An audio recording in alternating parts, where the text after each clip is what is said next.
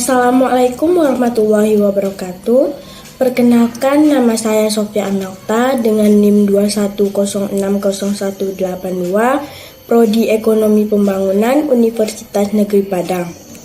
Di mana pada video kali ini saya akan membahas tentang penyajian data untuk memenuhi tugas pertemuan ketiga mata kuliah statistika dengan dosen pengampu Bapak Dr. Alphonse Satrianto, SEME. Baiklah, marilah kita membahas yang pertama, yaitu tujuan.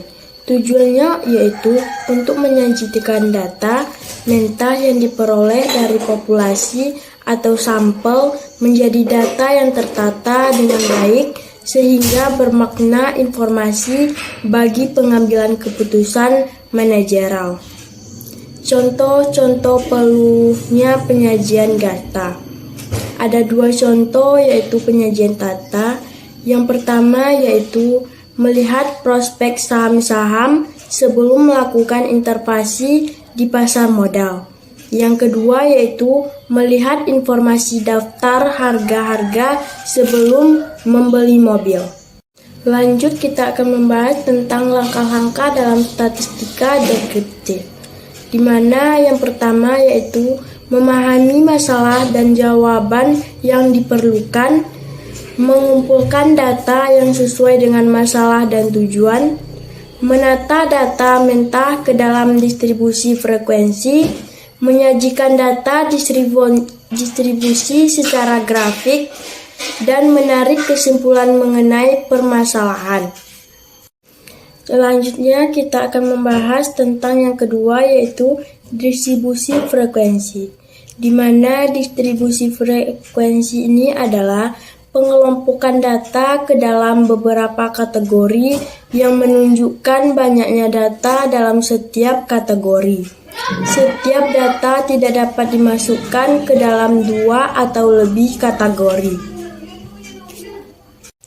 Lanjut, kita akan membahas tentang langkah-langkah distribusi frekuensi, di mana langkah-langkah distribusi frekuensi ini terbagi atas 5. Yang pertama yaitu mengumpulkan data, yang kedua yaitu mengurutkan data dari terkecil ke terbesar atau sebaliknya.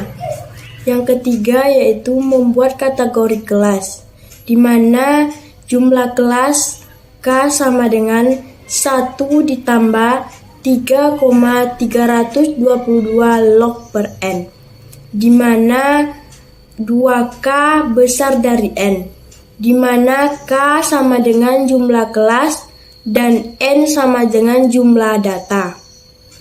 Lanjut, yang keempat yaitu membuat interval kelas. Interval kelas sama dengan nilai tertinggi dikurang nilai terendah per jumlah kelas. Yang kelima yaitu melakukan perhitungan atau perumusan setiap kelasnya. Lanjut yaitu kita membahas tentang contoh. Contoh distribusi frekuensi. 1. Jumlah N sama dengan 22 dengan nilai tertinggi 114,4 dan nilai terendah 77,0. Yang kedua, jumlah kelas. Jumlah kelas sama dengan 1 ditambah 3,322 log 22 sama dengan 5,46 dibulatkan menjadi 5. Yang ketiga yaitu interval kelas. Interval kelas sama dengan 114 dikurang 77 per 5 sama dengan 7,4, di mana kelas ke-1 intervalnya yaitu 77,0 dikurang 84,4, frekuensinya 3 dan jumlah frekuensinya 3. Lanjut, kita akan membahas tentang distribusi frekuensi relatif, di mana distribusi frekuensi relatif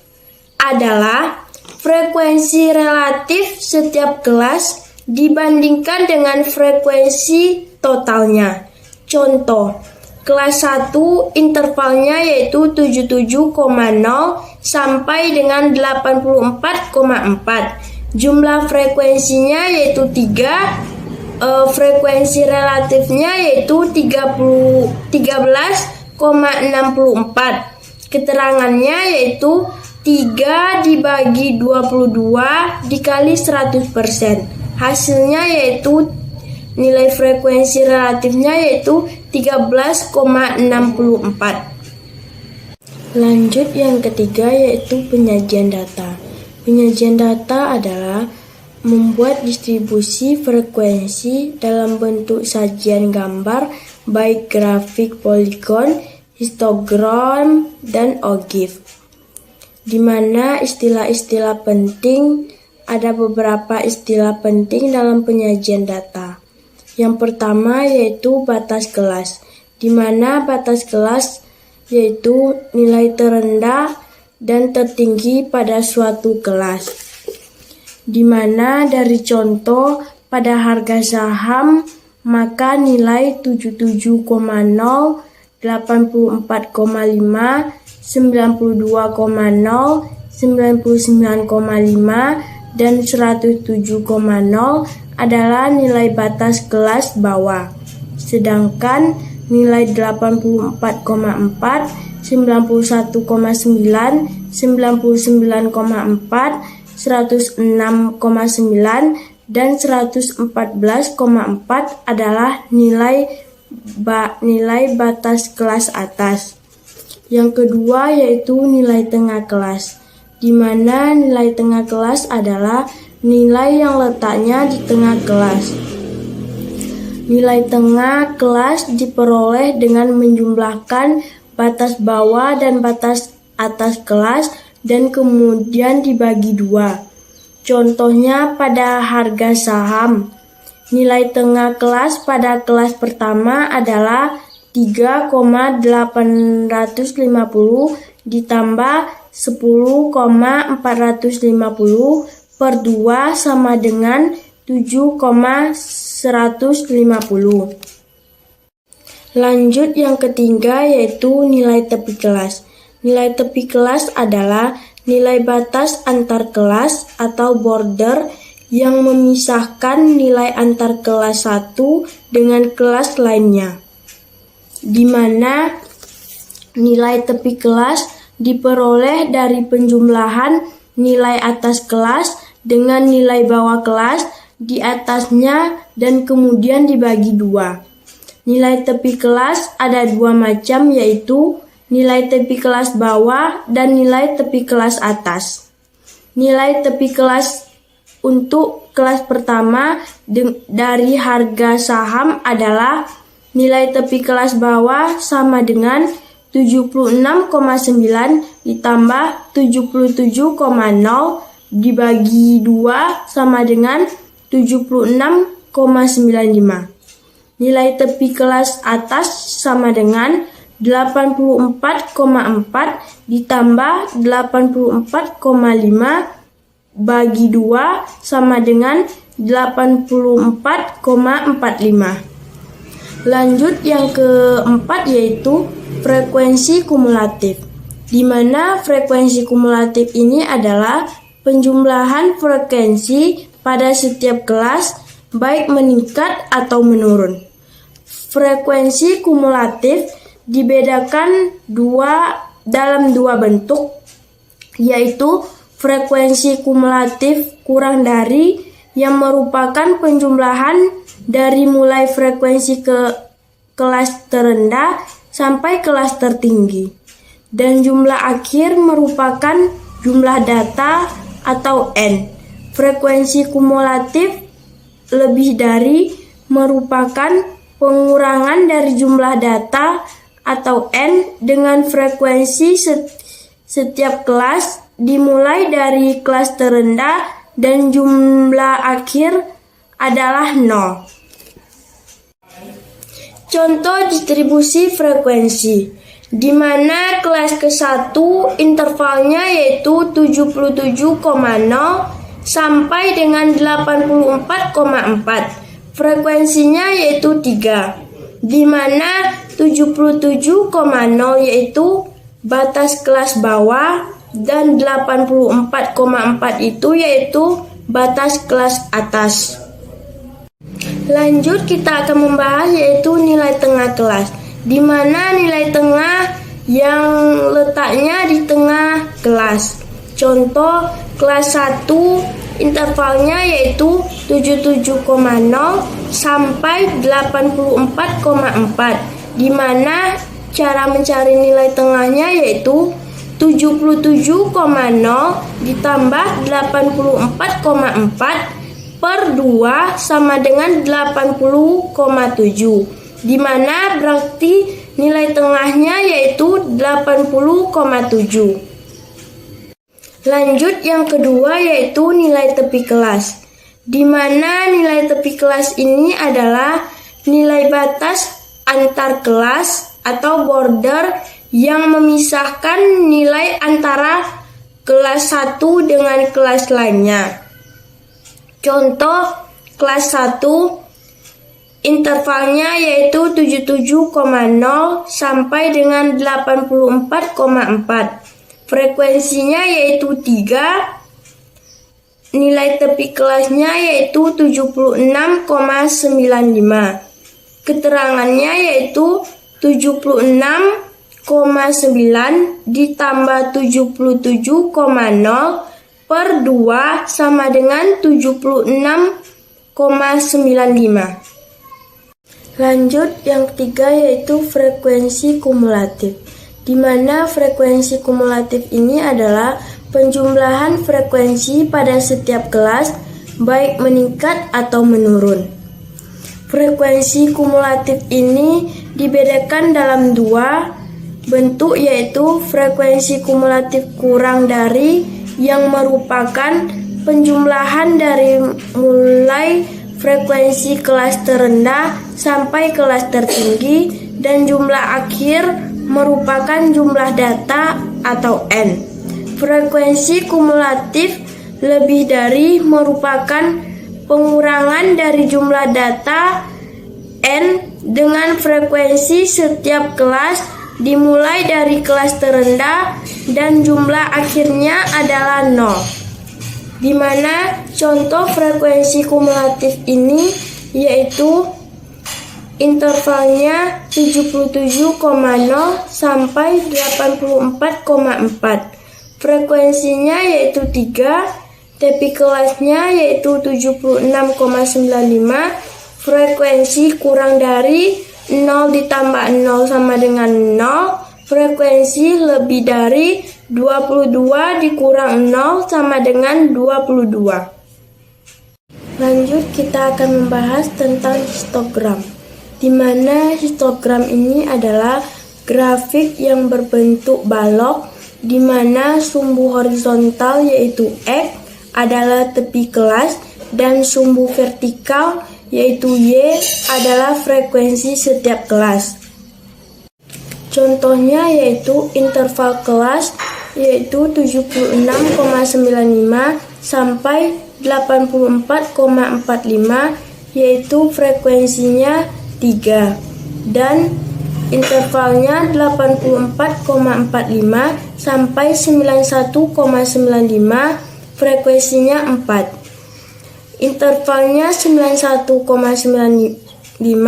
sampai dengan 99,45 frekuensinya 7. Intervalnya 99,45 sampai 106,95 frekuensinya 4. Intervalnya 106 sampai dengan 95 sampai dengan 114,45 frekuensinya 4, di mana frekuensi harga saham dari 22 perusahaan mengikuti pola kurva normal. Frekuensi dimulai dari yang kecil, kemudian meningkat, dan selanjutnya menurun. Grafik menunjukkan bahwa harga saham dari sebagian besar perusahaan berada pada kisaran harga 99 1,95 sampai 99,45. Selanjutnya kita membahas tentang poligon, di mana poligon ini adalah grafik berbentuk garis dan menghubungkan antara nilai tengah kelas dengan jumlah frekuensi pada setiap kelas, di mana nilai tengah kelas yaitu 80,7, jumlah frekuensinya 3, nilai kelasnya 88,2, jumlah frekuensinya 4, nilai tengah kelas 95,7, jumlah frekuensinya 7, nilai tengah kelas 103,2, jumlah frekuensinya 4, nilai tengah kelas 110,7, jumlah frekuensinya 4. Di mana pada grafik poligon, sumbu horizontal merupakan nilai tengah kelas dan sumbu vertikal adalah jumlah frekuensi setiap kelas. Kombinasi titik antara nilai tengah kelas dan jumlah frekuensi setiap kelas dihubungkan dengan garis sehingga terbentuk garis poligon.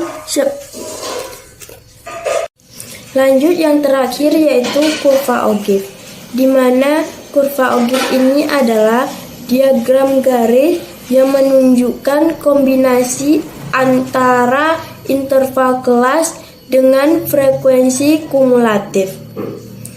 Contoh yaitu intervalnya 77,0 sampai 84,4, tepi kelasnya yaitu 76,95, frekuensi kurang dari 0 dalam kurung 0%, frekuensi lebih dari 22 dalam kurung 100%.